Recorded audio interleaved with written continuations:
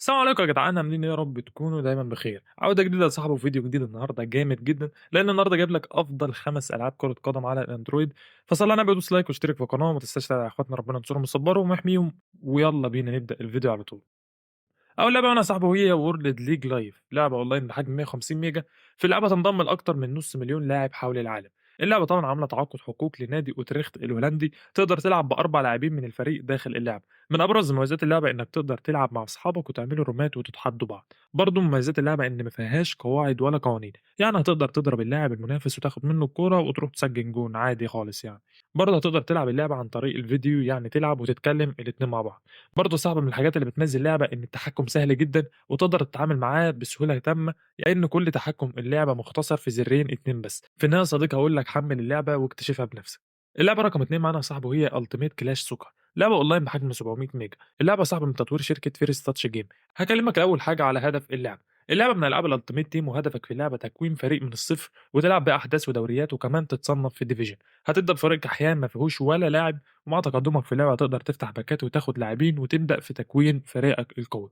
جرافيك اللعبة عالي جدًا، وهو كالمعتاد يعني من الشركة اللي هي يعني مطورة لعبة دريم ليج. عاوز أقول لك برضه يا صاحبي إن اللعبة عاملة تعاقد مع فيفا برو، يعني أي لاعب هتلاقيه موجود داخل اللعبة.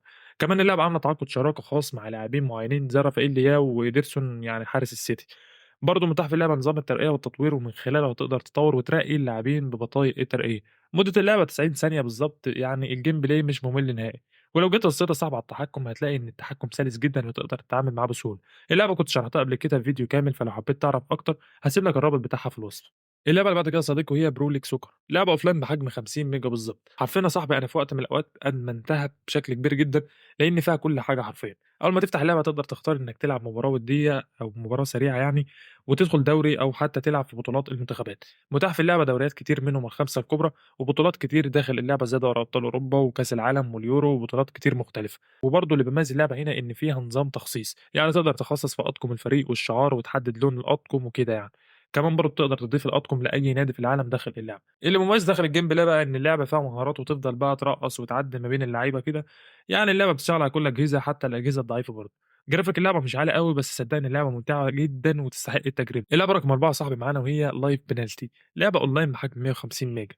اللعبة يا صاحبي زي ما ظهر من اسمها كده هي لعبة ضربات جزاء. في اللعبة هتدخل في مراحل أو أدوار كده، وكل مرحلة ليها مهمات معينة. اللعبة لسه جديدة وللأسف ما فيهاش ولا لاعب كرة قدم. تقريبًا كده مطور اللعبة حاطط صحابه داخل اللعبة. أبرز الحاجات اللي قابلتها يا صاحبي في اللعبة إن الحارس اللي بتشوط عليه شخص حقيقي وبيترمي على الكورة بتاعتك عادي خالص يعني. فكرة أول مرة نشوفها في ألعاب كرة القدم، وشايف إنها فكرة لذيذة الصراحة.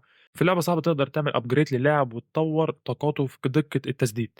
المفروض برضه إن اللعبة من ألعاب الMulti player، بس تقريبًا بتفتح بعد ما تتقدم شوية في اللعبة.